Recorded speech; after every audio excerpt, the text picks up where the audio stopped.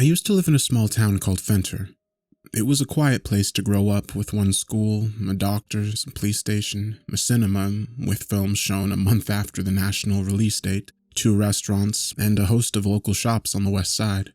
Over on the east side of Fenter was the residential area with about 40 houses, the town bar, and the local woods, which were about 20 square miles across. Even though I'd grown up my whole life playing in those woods, it was still easy to get lost in them. So my father used to tell me and my friends to never go past the creek that ran through about a mile in.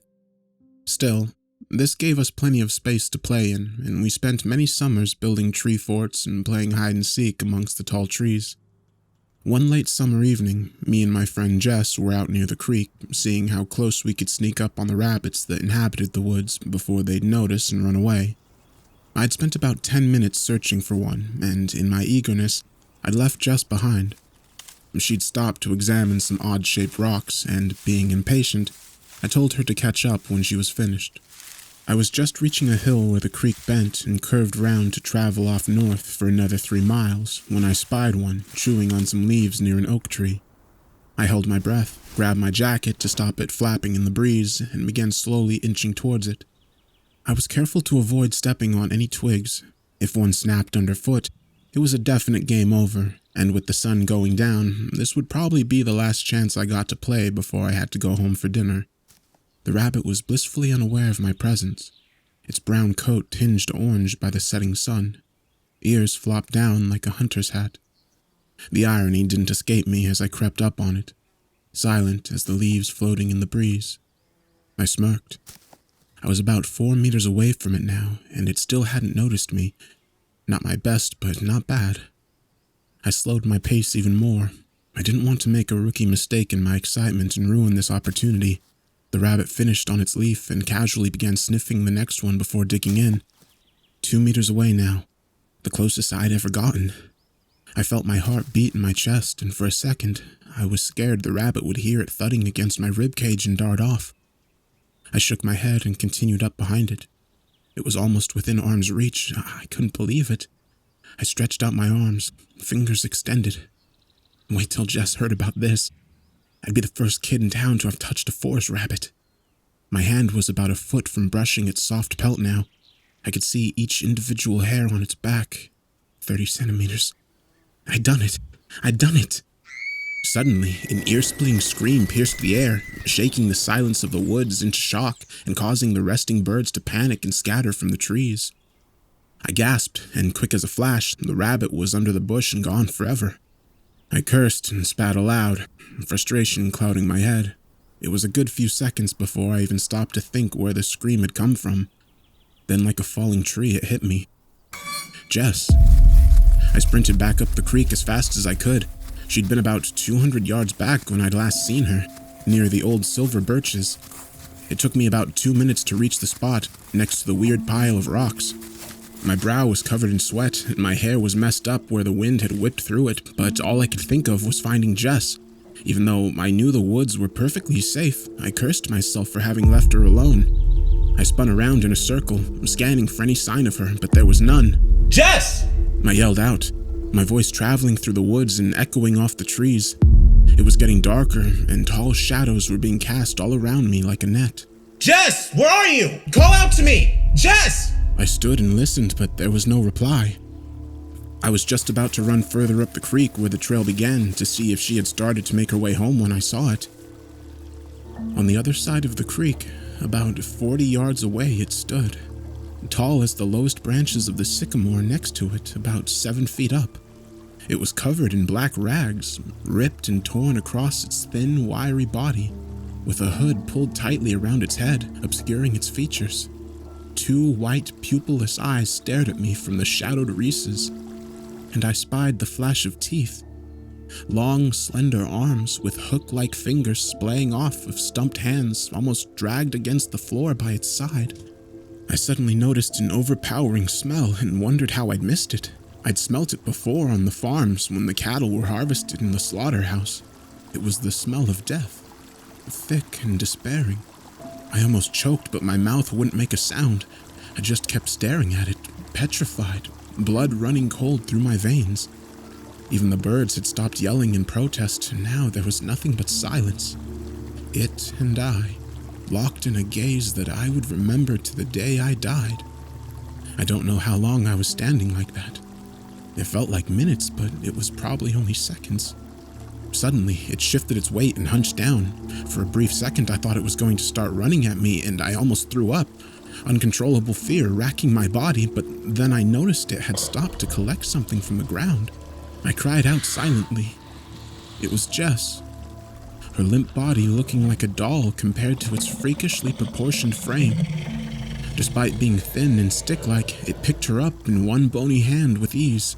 Fingers clasped around her waist, teeth bared in a crooked, humorless smile. It opened up part of its shoal and pulled her close against its blackened torso. I caught a glimpse of her ribcage and rotted flesh. I reached out my arm, as if somehow I could pull her back to me, but it was too late. It had turned and started to stride off deeper into the forest.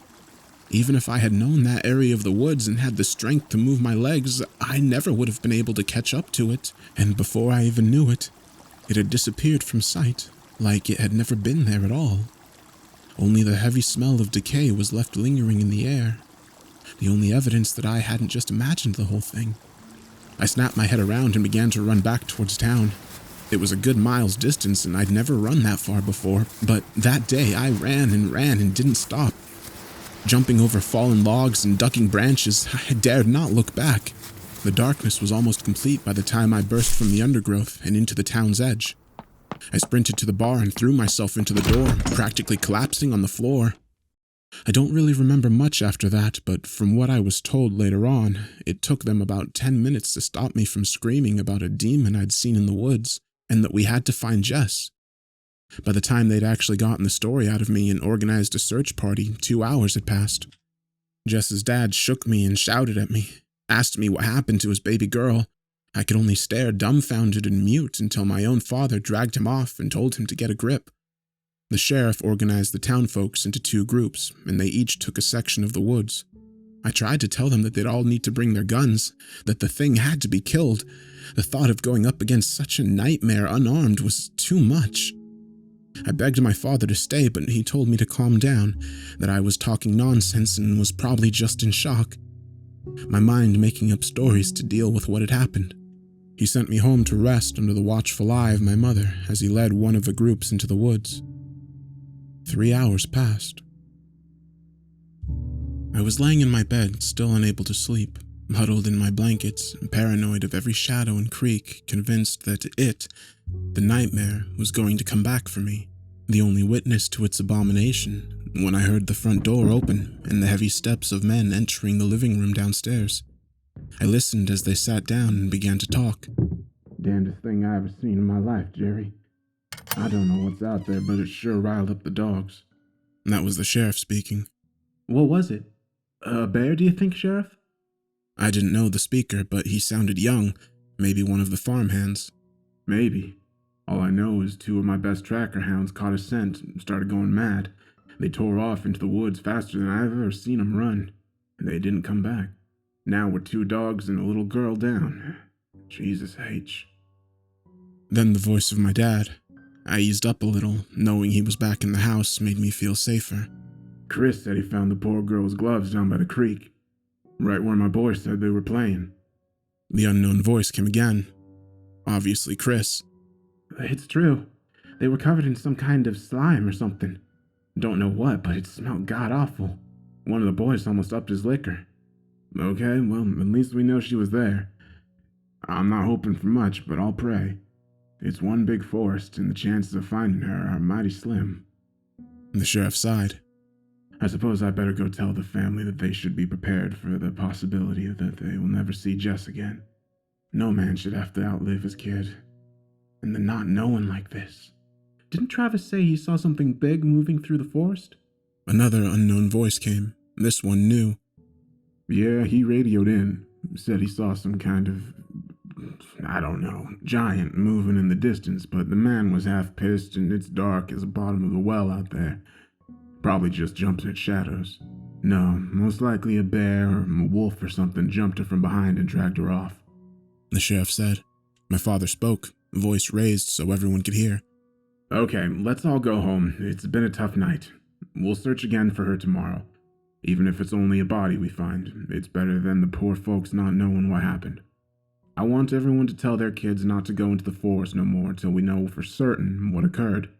Understood?" There were mumbles of agreement and then solemn goodbyes. The men left and the front door locked shut behind them.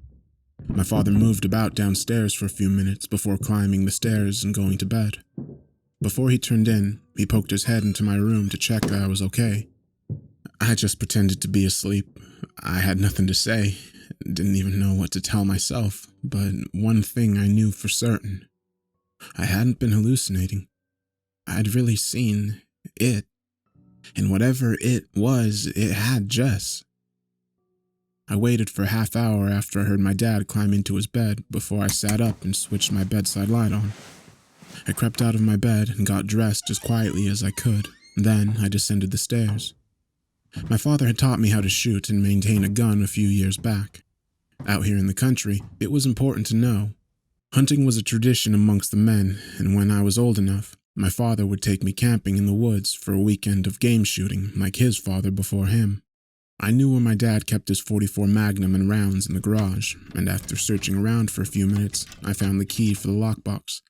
I opened it up, loaded the pistol, and grabbed a flashlight before leaving the house and locking the door behind me. My breath misted in the air as the unseasonably cold chill hung around me. I looked at the forest. Once a place of fun and laughter, now dark and sinister in the moonlight. Branches stretching and contorting towards the sky felt like skeletal fingers. That thing had Jess, and I couldn't live with myself if I didn't do a damn thing to get her back. After all, it was my fault for leaving her alone out there.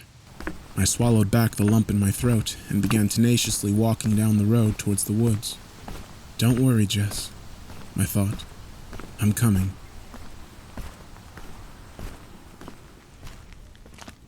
As I entered the woods, I immediately began to question my actions. I knew what I was doing was not smart by any stretch of the imagination, that my foolhardiness could very well get me killed. The thought of bumping into the creature out here, alone in the dark, was more terrifying than anything I could ever imagine. And knowing that Jess was in that very situation herself was the only thing that drove me on. I trudged on the familiar old trail for about 20 minutes or so, until I eventually came to the creek.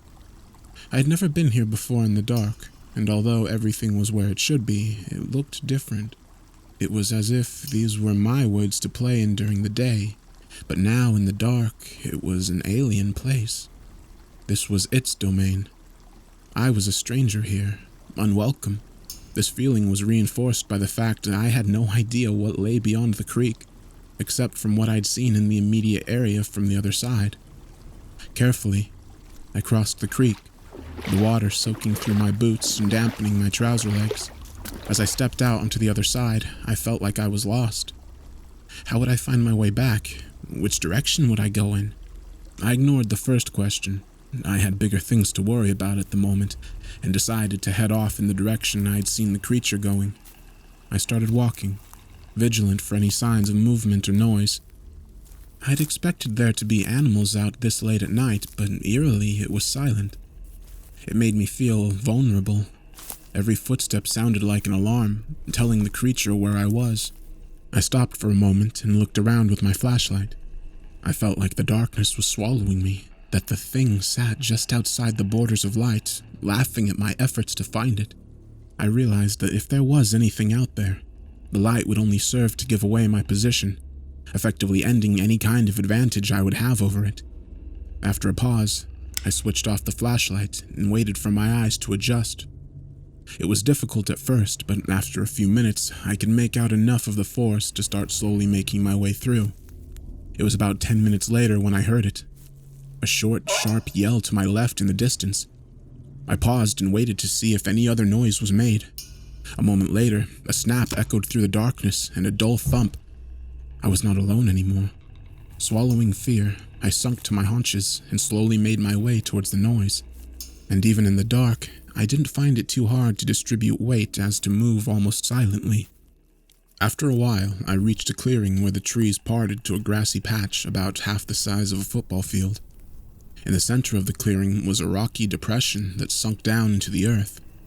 I was about to make my way over and investigate when I saw it.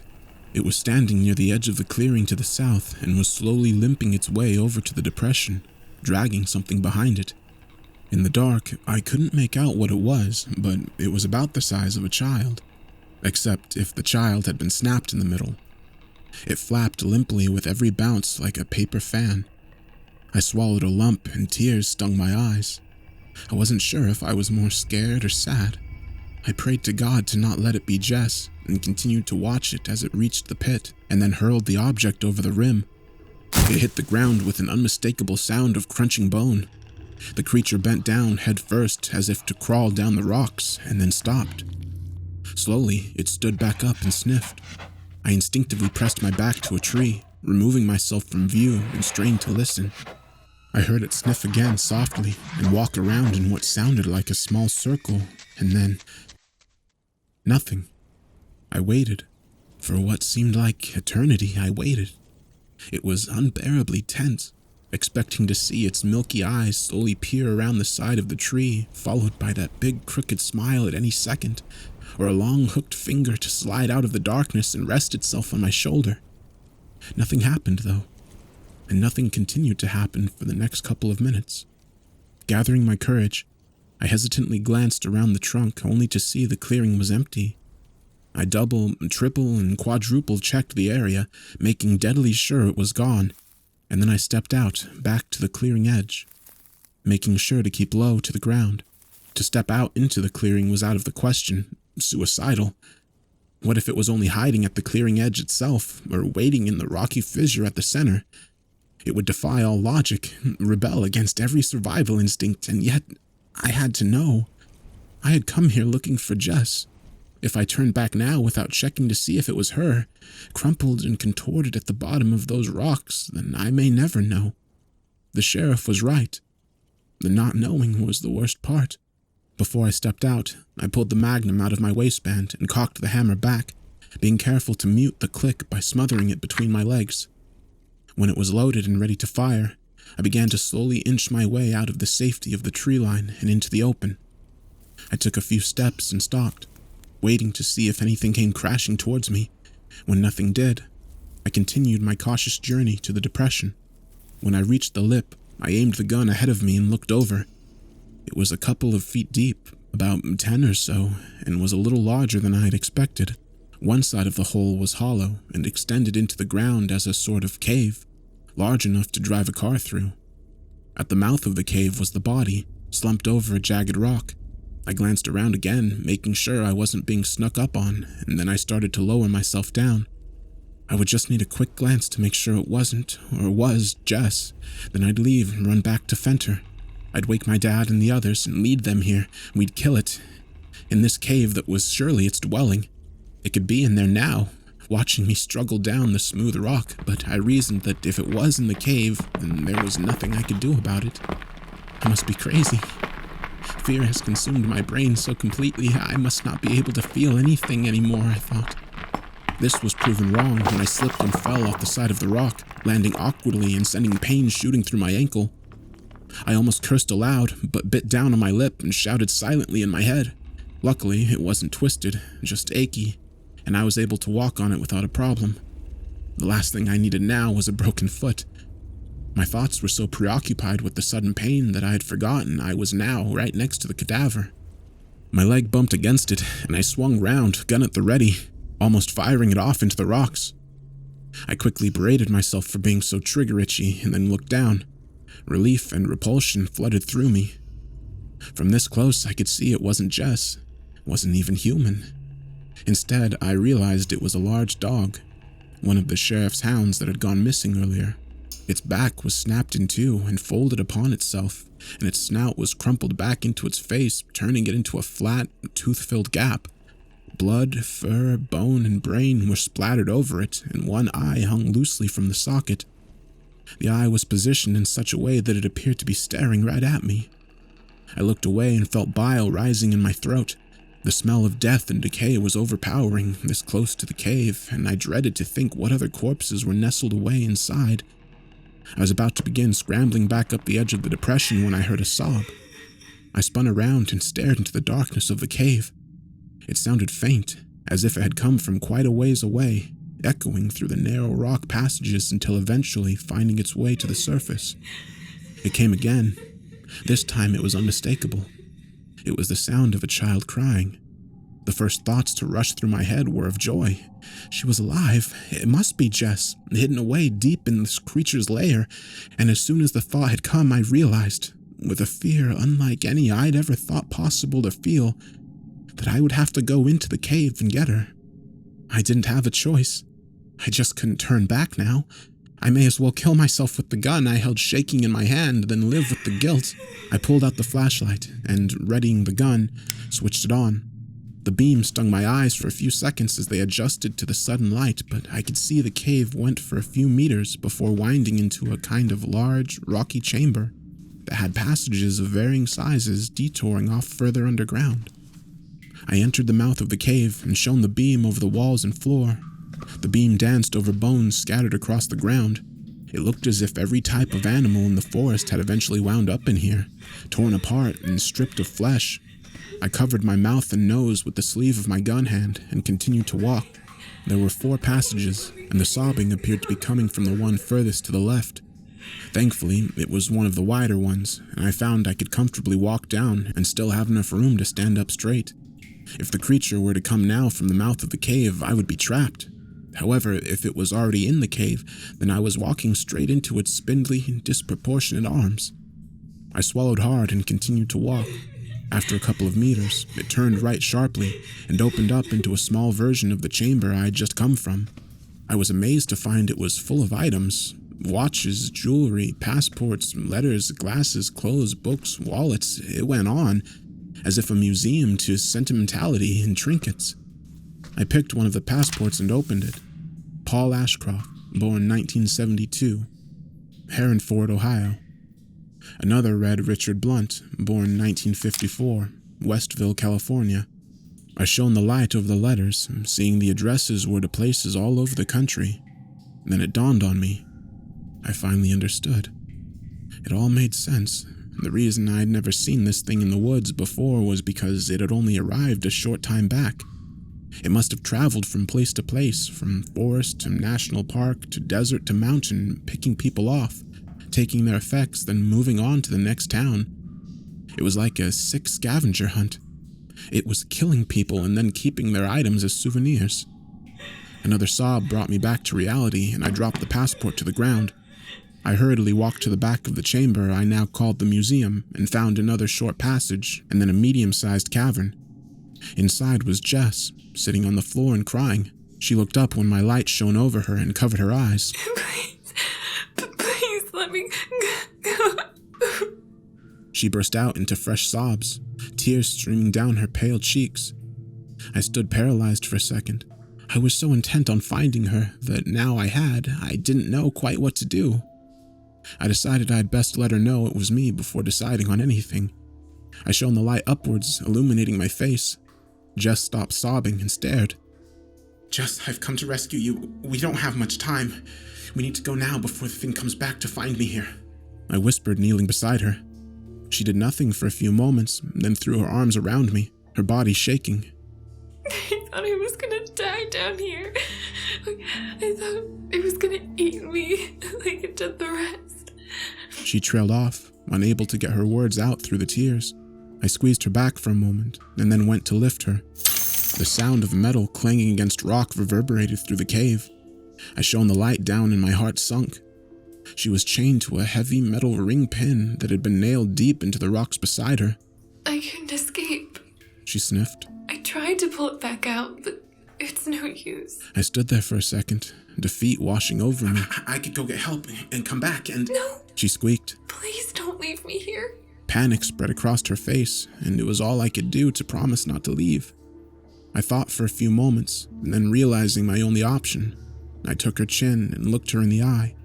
Jess, I have a gun. I'm going to shoot the chain to set you free. It's going to be very loud, and the noise will probably attract the thing here. She said nothing and just looked at me. As soon as it's broken, we're going to have to run for the cave entrance and back through the woods. She looked thoughtful for a moment herself, and then took my chin and kissed me and nodded. I blushed, sitting below ground in a monstrous cave, and I was blushing. I almost laughed. I forced the emotion down and just smiled before taking my gun and aiming it at the chain. Cover your eyes. I'll do it on 3, okay? 1, 2. A guttural moan sounded from the mouth of the cave, and it carried its way to us.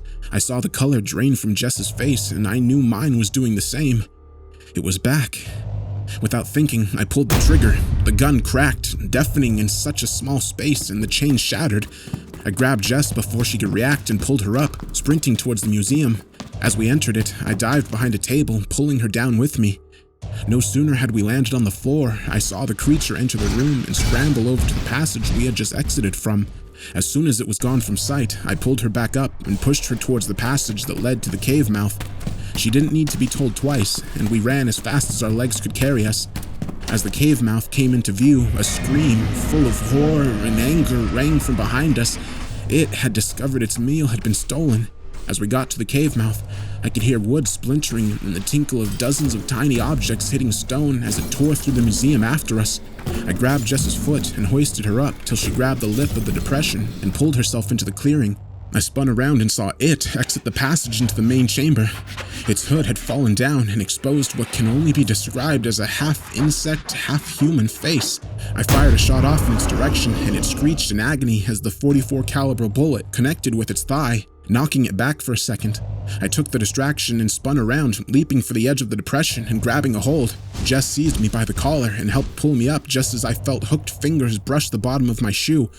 We started to run across the clearing. The sun was coming up now, and the sky was a pinky red, casting a slight glow on everything. We ran and ran and ran. The whole while I could hear it crashing through the trees after us. If I hadn't have hit it in the thigh, I don't think we would have stood a chance of outrunning it, but somewhere, some god was watching over us. It was about 45 minutes before we reached the creek, and by the time we saw the edge of the woods, an hour had passed. I still to this day do not know how we managed to run so fast and far without stopping, but I do remember the adrenaline coursing through me so violently that I shook for hours afterwards. When we reached Fenter, I fired the gun off in the air. Within 2 minutes, dumbstruck townspeople surrounded us, some asking what had happened, others grabbing and hugging Jess, and most just staring blankly.